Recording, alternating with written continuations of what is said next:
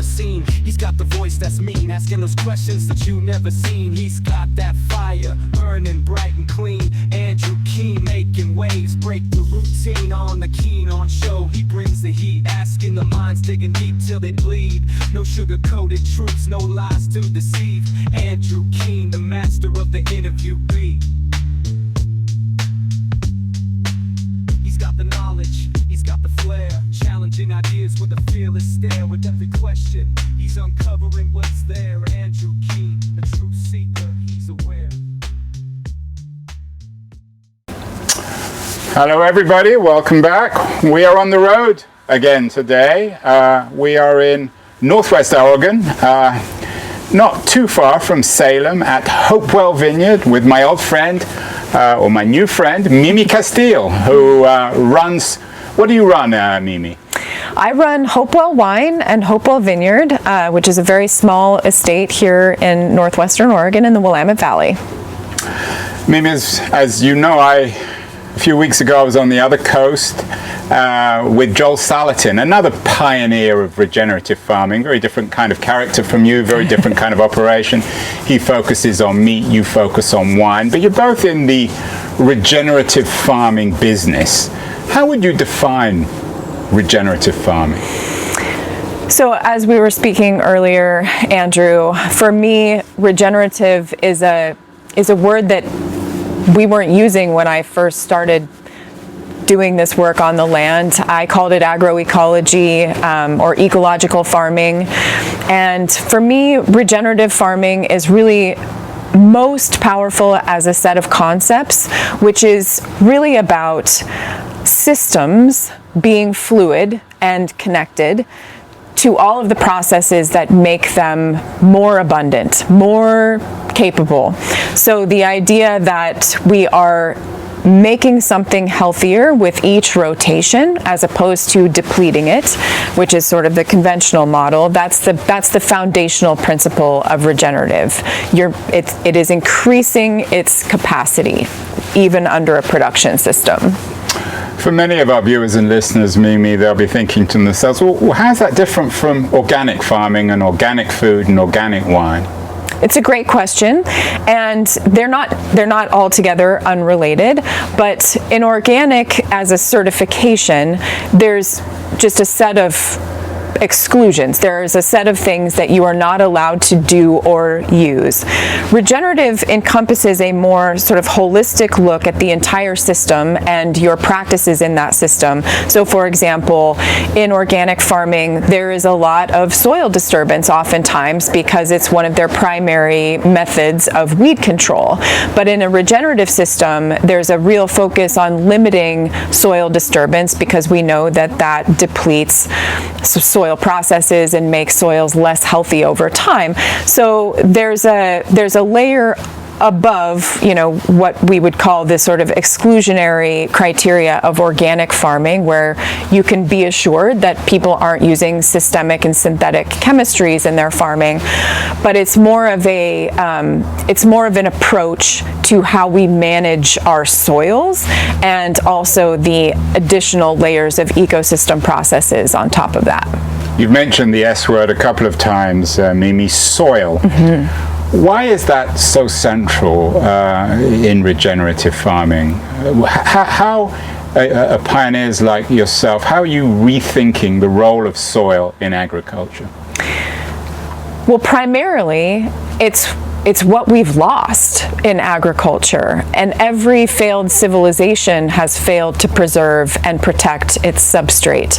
Most of the wars have been about resources, and there are no resources without soil. If you go back through geologic time to the very first life on Earth, it couldn't get beyond a certain point until there was enough organic matter combined with the mineral substrate to support higher life forms. And there will be no way for further expansion of biodiversity if we don't start rebuilding that substrate. Is it a form of collective suicide, our treatment of the soil, particularly in the industrial age, our abuse of it, our exploitation? It's self-harm. I mean, I think it's the original form of self-harm. And initially, I think it was out of ignorance, but now it is straight up self-harm or just greed, because we know now. I mean, we cannot hide behind our ignorance that when we lose soil, we lose everything. We lose our capacity to persist in, a few generations, not just 7. And if we are not first and foremost protecting our soil, we are doing egregious self-harm. Is the problem, Mimi, with industrial capitalist farming? You drive across the Midwest from east to west, and you don't see any small farmers. You see these huge conglomerates, many of them owned by multinational companies. Is the winner-take-all nature of American agriculture, has that inevitably resulted in the destruction of the soil? Or can you have large-scale farming which is also regenerative, that respects the soil? We're going to find out, because it's going to be, at least in name, adopted by very large companies that own huge amounts of land. And I'm skeptical, honestly, I am. I think that there is a limitation when it comes to what technology can do to get us the distance on true mechanistic repair of our ecosystems.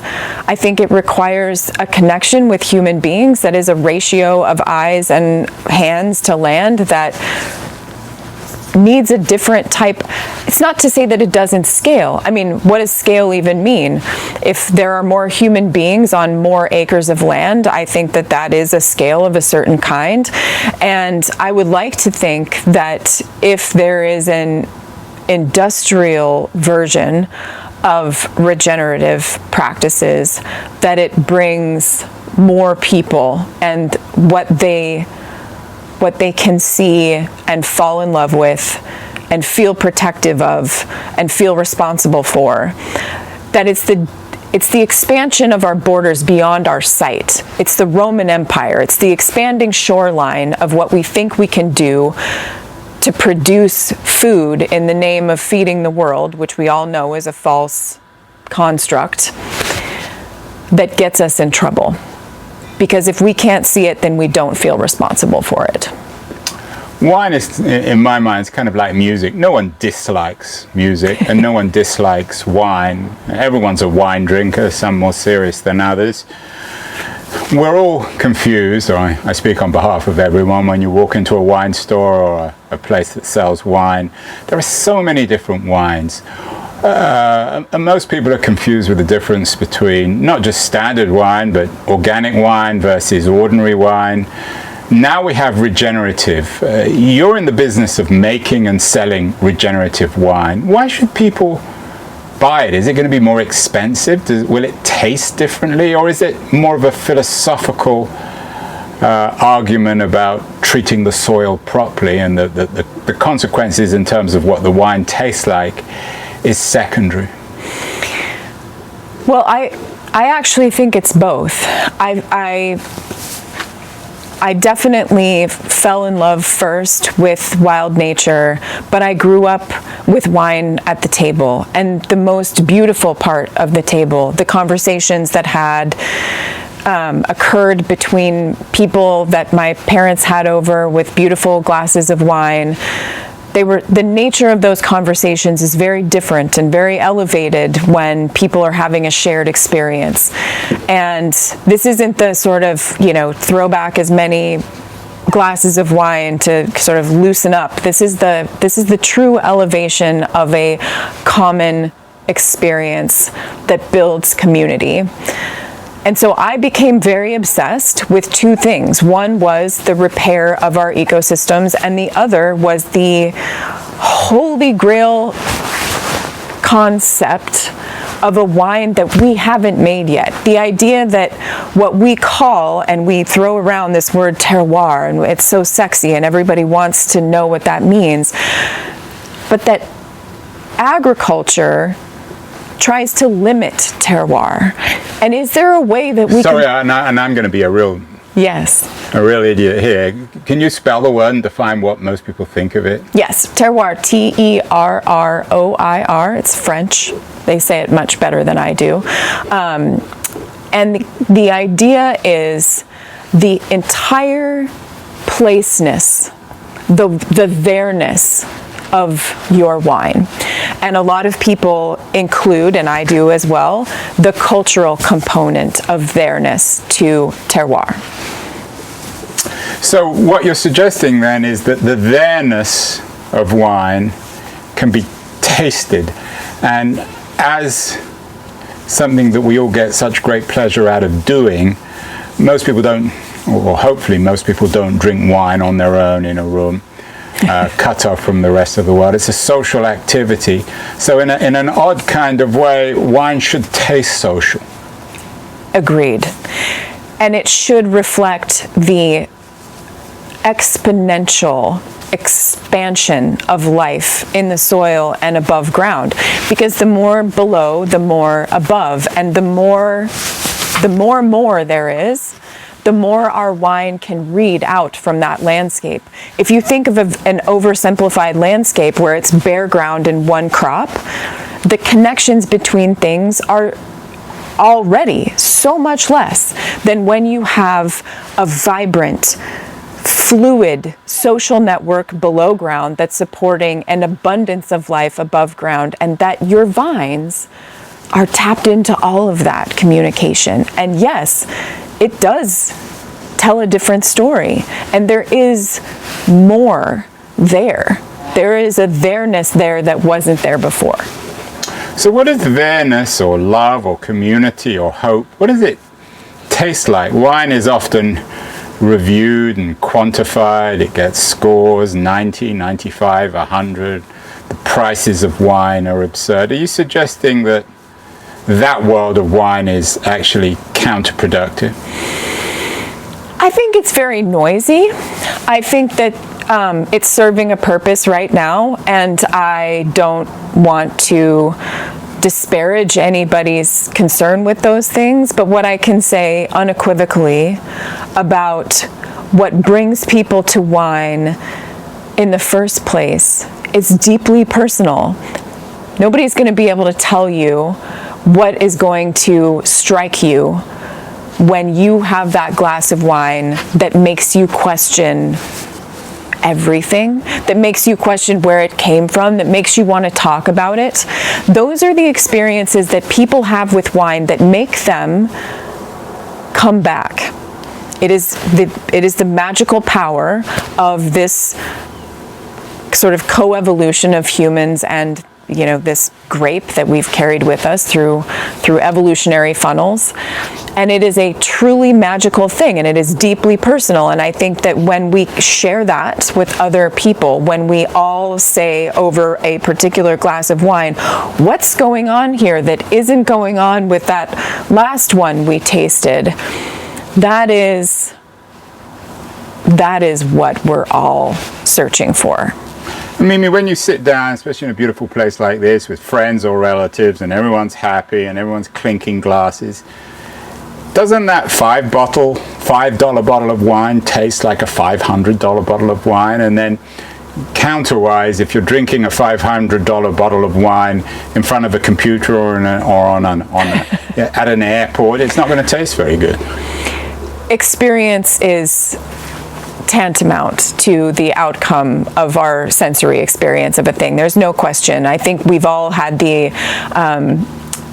opportunity to taste a wine where it's grown and be able to engage with the person who grew it and have such a beautiful engagement with that product that isn't the same engagement that you have with that product, as you say, in a black room, in a black glass.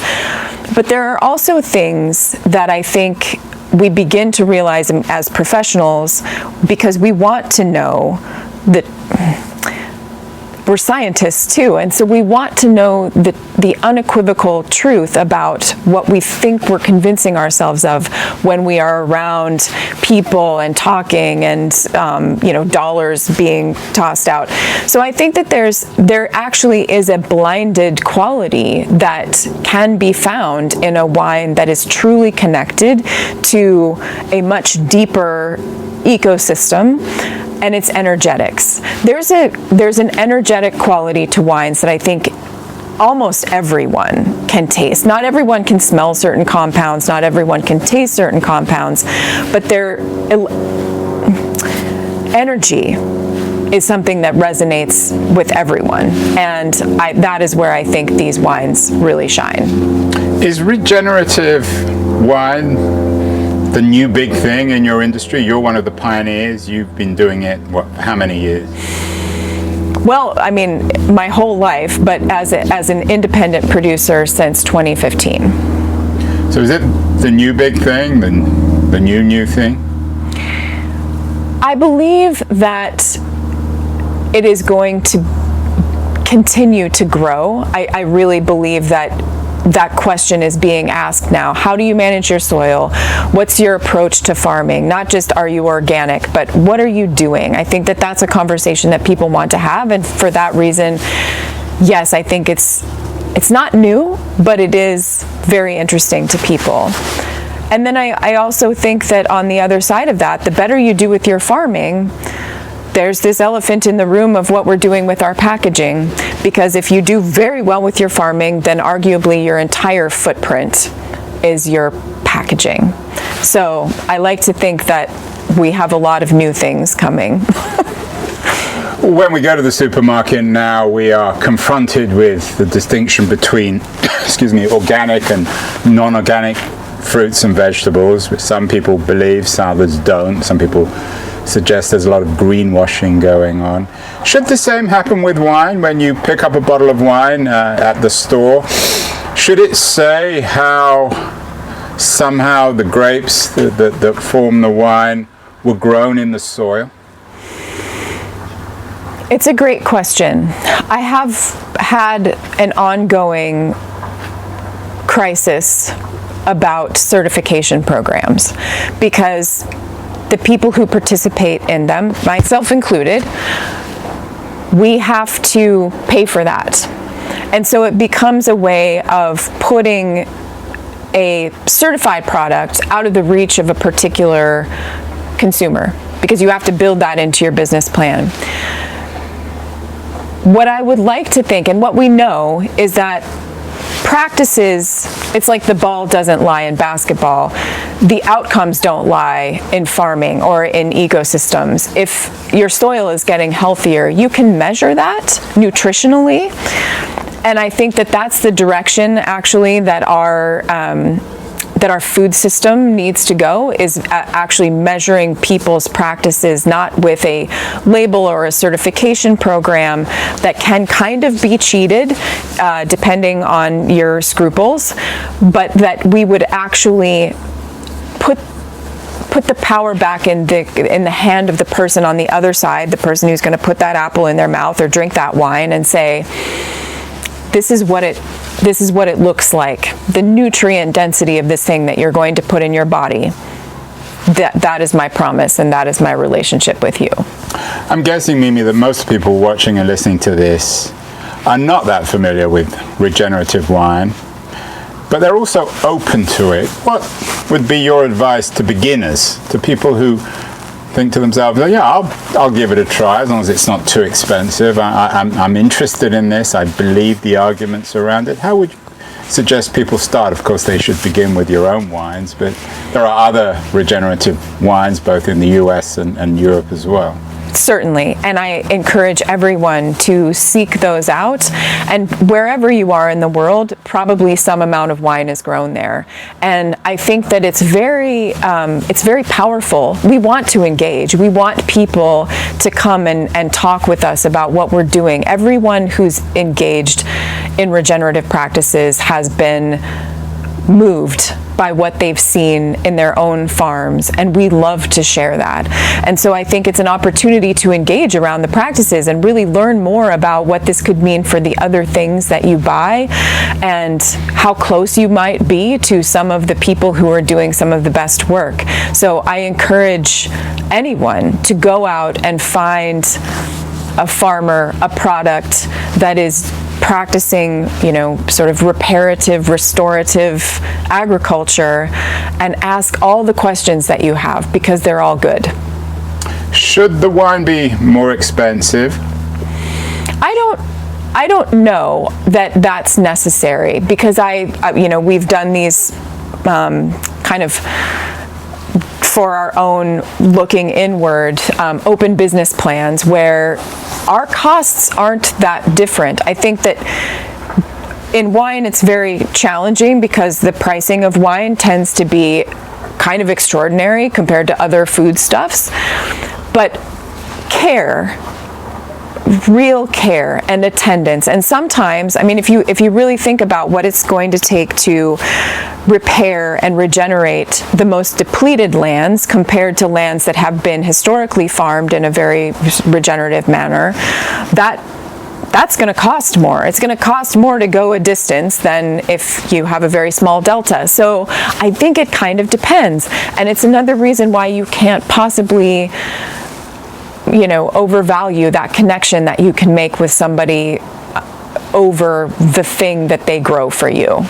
It is a personal relationship, and that's how you can justify whatever you might be able or willing to spend on it. Finally, Mimi, your parents started the family business. They left the city. They were academics. They came to Oregon. They've started a successful wine business. They're back to the land people. They're not the first or the last in the American tradition.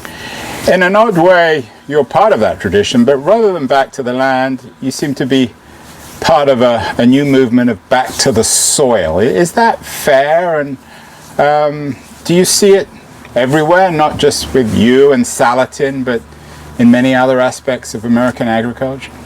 I do. I think that the most exciting thing that's happened in the world, on planet Earth, in the last 50 years is our recognition of and acknowledgement of the soil as a living substrate. It's not to say that that wasn't previously known, but it certainly wasn't part of our scientific understanding of agronomy and agriculture. And the fact that at every level, whether that's Bayer crop science, General Mills, or the person who has been selling organic produce at the farmer's market for the last 50 years, we all now have a much deeper understanding of what the soil is, and that it is alive, and it is the only thing that's keeping us alive. And that is extremely exciting to me. And it is different than just back to the land and surrounding yourself with beautiful things. It's an appreciation for what is under your care and a responsibility that we need to wear as though it is our chief responsibility. And finally, Mimi, you studied all this. You didn't study the soil formally, but you studied agriculture. For people listening and watching who are intrigued with what you're saying, they could, of course, go and buy regenerative wine or meat or vegetables. But if their interest is more ambitious, how do people get into this? Should they study it? Should they come and work on farms like Hopewell? I love to say that the first and best way to educate yourself about the processes of what we engage in every day is to grow something, if you can. And if you can't, then there are forums, conventions, farms, living laboratories. Hopewell's one of them, but there are lighthouse farms all over the world that will welcome you in and tell you everything that they've learned the hard way and the easy way and through community, and just grow this community, because the faster it grows, the more we can do, and faster.